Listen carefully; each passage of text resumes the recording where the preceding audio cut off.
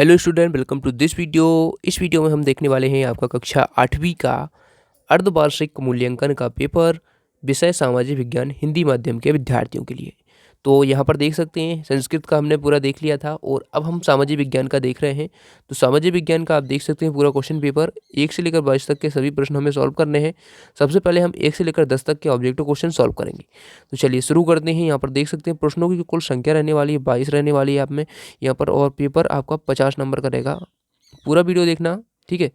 चलिए शुरू करते हैं और साथ ही टेलीग्राम चैनल को आप ज्वाइन कर लेना, वहाँ पर इसका PDF आपको मिल जाएगा और साथ ही जो वीडियो के लिंक हैं पूरे आपको वहीं पर मिलते रहते हैं, ठीक है। तो आप सभी वीडियो, आपसे कोई भी वीडियो मिस नहीं होगा। तो ध्यान दीजिएगा, बहुविकल्प पे जो प्रश्न है 1 से लेकर 10 तक के प्रश्न हैं और इन प्रश्नों को अच्छे से आपको याद करना है। एक भी नंबर आपका नहीं कटना चाहिए क्योंकि सभी प्रश्न बहुत ही ज़्यादा इंपॉर्टेंट है ये। तो देख सकते हैं प्रश्न 1 है, वायुमंडल में नाइट्रोजन और ऑक्सीजन गैस का प्रतिशत है, तो कितना प्रतिशत है ये आपको बताना है। तो देखिए याद रखिएगा, वायुमंडल में जो नाइट्रोजन है वो होती है 78% और जो ऑक्सीजन है वो 21% होती है, और ये बी ऑप्शन आपका इसका करेक्ट आंसर हो जाएगा, ठीक है।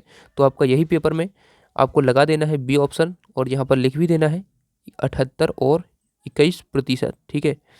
देखिए आप लिखेंगे ज़रूर क्योंकि ये जगह इसलिए है ताकि आप लिखें। आप लिखेंगे नहीं तो फिर कैसे चलेगा काम, ठीक है। तो लिखना ज़रूर है। उसके बाद देखिए अगला प्रश्न हो जाएगा हमारा यहाँ पर। प्रश्न 2 है, उष्णकटिबंधीय सदाबहार वनों में पाया जाता है। तो उष्णकटिबंधीय सदाबहार जो वन होते हैं उसमें कौन सा जीव पाया जाता है। एनाकोंडा ऑप्शन है, ध्रुवीय भालू है, जिराफ है, तेंदुआ है।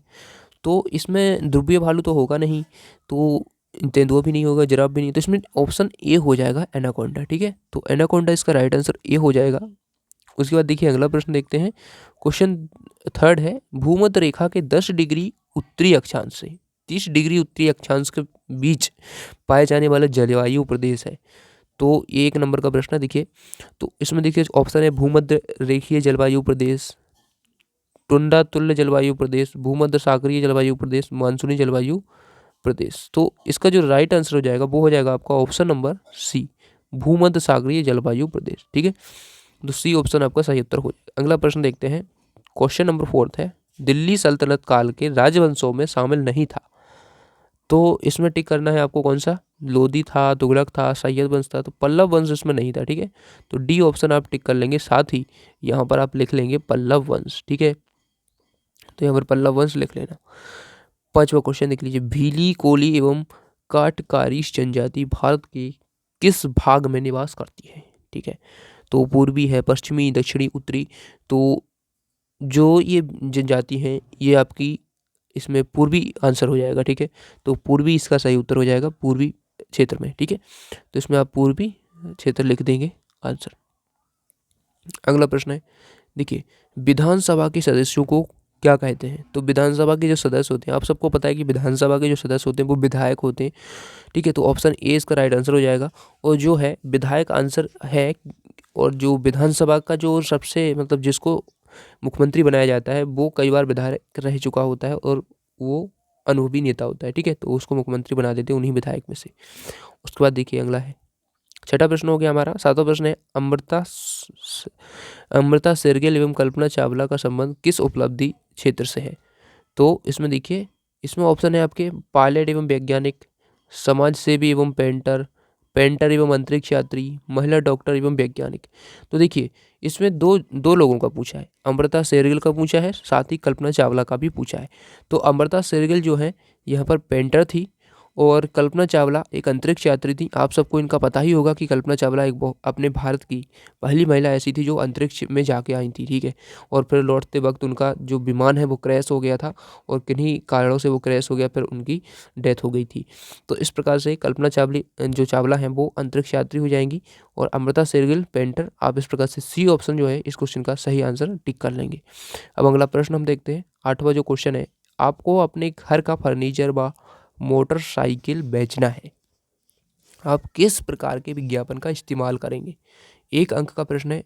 तो इसमें देखिए राष्ट्रीय विज्ञापन, ठीक है। आप कोई घर का फर्नीचर, मोटरसाइकिल, कुछ भी घर का जो फर्नीचर वगैरह जो भी है, आप सोफ़ा वगैरह कुछ भी बेचना चाहते हैं, तो इसके लिए राष्ट्रीय विज्ञापन का उपयोग नहीं करेंगे, क्योंकि ऐसा कोई अपना मतलब इतना बड़े लेवल पर चीज़ नहीं है कि आप लोग उसको राष्ट्रीय विज्ञापन, तो ये तो हो नहीं सकता। ऑप्शन भी देख लीजिए, वर्गीकृत विज्ञापन, तो ये भी नहीं होगा। जन कल्याण संबंधी विज्ञापन, तो ये भी नहीं होगा।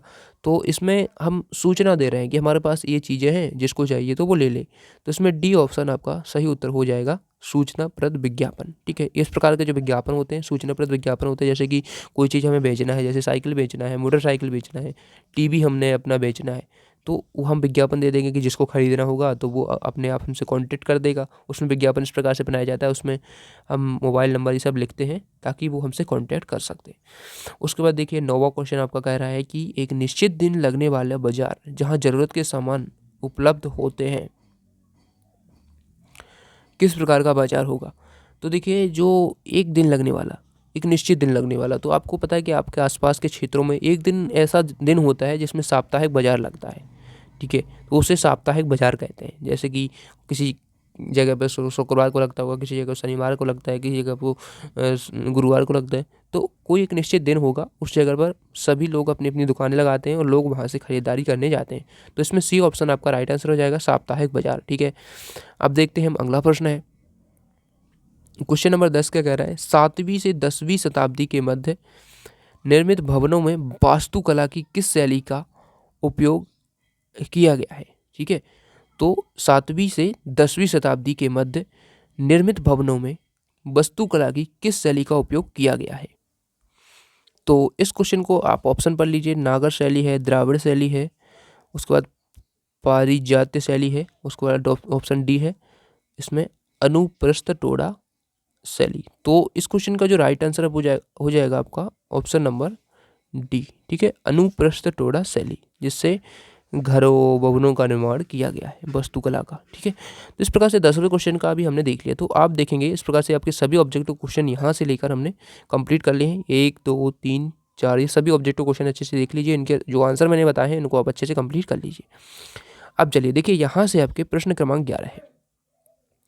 ठीक है, जैसे पूछे सेलों के प्रकार लिखते हुए प्रत्येक का एक एक उदाहरण लिखिए। ठीक है, तो प्रश्न 11 है आपका, तो सेलों के प्रकार यहाँ पर आपको लिखने हैं और उसका उत्तर भी लिखना है। ठीक है, प्रश्न क्रमांक देखिए, जो प्रश्न है 11 पार्ट 2 वीडियो आएगा, आपको पता ही है कि वीडियो आता है, और पार्ट 2 में हम आप 11 से 22 तक के जो प्रश्न रह जाते हैं वो हम लोग पूरे प्रॉपर कंप्लीट करते हैं। ठीक है, तो ये आपके पार्ट 2 में हम देखेंगे इनके आंसर। प्रश्न मैं अभी बता देता हूँ कुछ आपको। देखिए, जल चक्र क्या है, 12वां प्रश्न है। ठीक है, जल चक्र क्या है लिखिए, तो इसके बारे में भी हम पार्ट 2 में पूरा आंसर आपको प्रोवाइड कराएंगे। ठीक है, उसके बाद देखिए 13वां क्वेश्चन है आपका, यहाँ पर दी गई स्थलाकृतियों की सारणी अनुसार पूर्ण कीजिए। तो इस प्रकार से आप देख लीजिए सभी जो प्रश्न है इसको आपको करना है। और देखिए आगे के भी प्रश्न है मैं आपको पूरे सॉल्यूशन के साथ प्रोवाइड कराने वाला हूँ पार्ट 2 में, तो इसलिए चैनल को सब्सक्राइब कर लीजिए। पार्ट 2 हम जल्दी देखेंगे, उसमें हमारे पूरे प्रश्न रहेंगे। ठीक है, 1 से 22 तक, क्योंकि ऑब्जेक्टिव हमने देख लिए, फिर भी हम पूरे आपका रिवीजन भी करा देंगे ताकि आपको अच्छे से याद हो जाए। ठीक है, तो 1 से 22 तक पूरे हम पार्ट 2 में देखेंगे, तो आप सब्सक्राइब कर लेना ताकि वीडियो जल्दी मिल पाए। टेलीग्राम चैनल को ज्वाइन कर लेना, वहाँ पर लिंक भी आपको मिल जाएगी।